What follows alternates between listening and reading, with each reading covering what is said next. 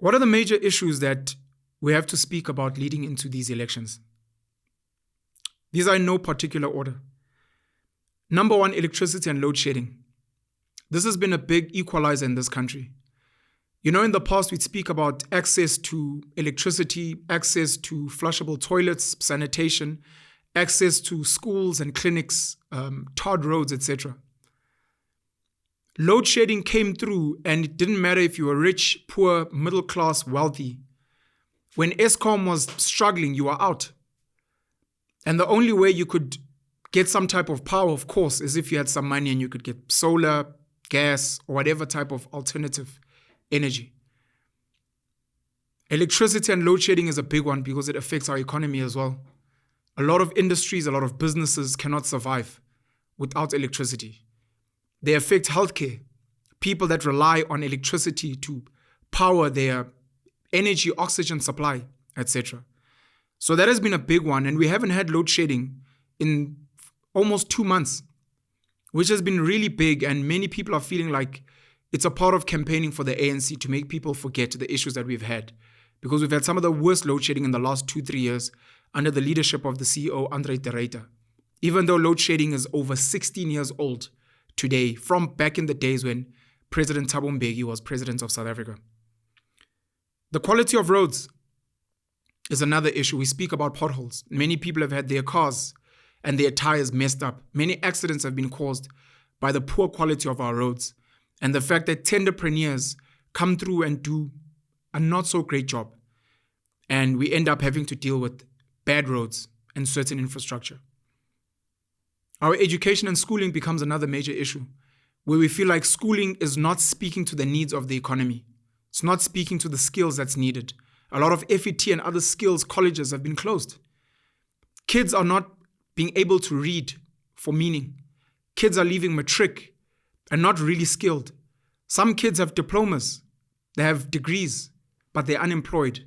Last I checked, we have a 40% graduate unemployment rate. Healthcare. Just recently, the President Cyril Ramaphosa went and signed in the National Health Insurance Bill. Caused a lot of controversy. People were like, we're 2 weeks away from elections. This looks very convenient. This looks like another form of campaigning. Many people are stressed about the NHI bill. What will it mean? Do we cancel medical aid? Etc., etc. And I've made some content speaking around that. Sat with doctors speaking about those issues. The quality of our healthcare for 84% of our population is in a poor shape. Medicine that runs out, understaffed spaces, places where even within a 15-kilometer radius, people cannot access public healthcare. A lot of people, 16% of the population, have to rely on private healthcare, medical aid, private clinics, private hospitals, and how we can fix some of those issues, because healthcare is literally a matter of life and death. You've got the state of our economy and the lack of transformation. And this speaks to jobs, where currently we've got, if you include people that are not looking for work anymore because they've given up, if you include the entire working age population from age 16 all the way to 65, we've got about 60% of eligible workers in this country not working. Only 40% are working, which is close to 17 million people. And of these 16.7, about 17 million people that are working, the amount of money they are earning is not great. Depending on which report you look at, looking at Stats SA, looking at SARS, which is our revenue services, our tax collectors, you're looking at an average salary of anything between 3,500 to maybe 5,000 rand for the average worker at a median. Some people will tell you that the average salary is 10,000. Depending on the formal sectors, they might tell you that it's 20,000. There is high income inequality in this country, some of the highest income inequality in the world. So even the close to 17 million people that do have jobs, they're not earning well, and the standard of living is very high. A lot of what we call the middle class today are living on debt.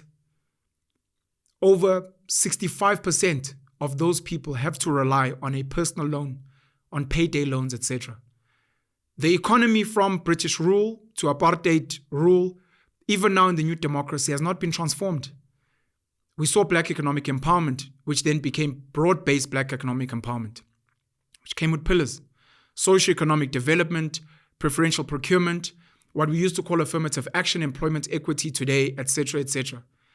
It has only really benefited a handful. This is the reality. And for some people that have tracked the money and followed the money, a lot of these deals have made white people wealthier than before. So in effect, it's failed, except for a handful of people, including the president, maybe some of his family members and associates who have become wealthy. All the people that have BEE partners tend to go to the same pool of people. Our economy has not been transformed. And our economy is not doing well. Businesses keep collapsing, keep closing. They blame COVID now, but we've been seeing the hemorrhaging of businesses since 1994.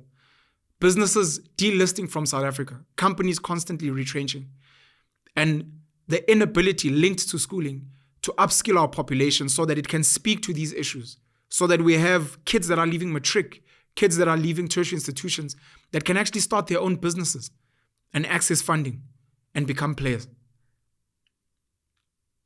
We haven't been able to resolve the land question. From 1990, 1994, Maibuye, we haven't been able to solve the land question. The government and the Department of Land Affairs will speak about restitution and redistribution. They'll speak about how many millions of hectares they've moved, probably about 2 million. They'll speak about people that they've paid out. But fundamentally, we have not resolved the land issue. And it's still one of the campaigning things, one of the campaigning points that parties like the EFF, the PAC, and others still use, the ATM as well.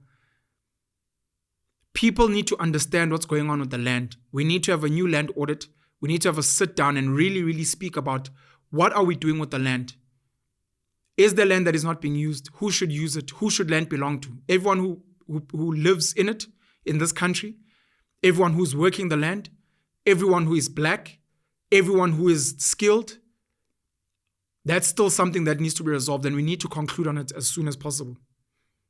Number 7 is the destruction of state-owned enterprises. Number 1. And number 2, the privatization of state-owned enterprises.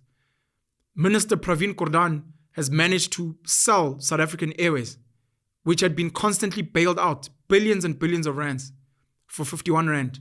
Very scandalous deal, which to this day we're still not fully sure about. Eskom, as a state-owned enterprise, has been split in 3. And now we're bringing in independent power producers because of government's failure to run this as a monopoly, a regulated monopoly to supply power. Transnet, which is our railway system, has been destroyed.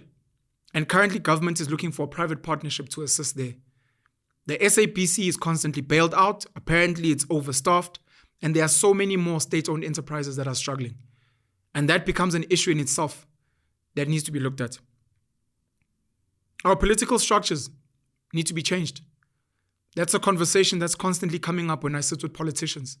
Part of it being the empowerment of local municipalities and the potential removal of provincial structures. Crime and safety. Minister Bheki Cele, who used to be stomach in, chest out, is constantly reporting on the worsening crime in this country. We have got serious crime issues in this country, and some of our favorite celebrities have been getting gunned down, aka Tibbs, DJ Somebody. And we'll call this crime and safety, some will call it political assassinations. Babita, who was a whistleblower in the Department of Health. People are being murdered. Crime in the Cape Flats is still not being resolved. Gangsterism. People are unsafe. More and more people are looking to move into gated communities when they can afford it. More and more private security companies are popping up. People are scared for their children, for their women, for themselves. And we don't even trust our legal system anymore. It seems biased, especially towards the rich and the politically connected.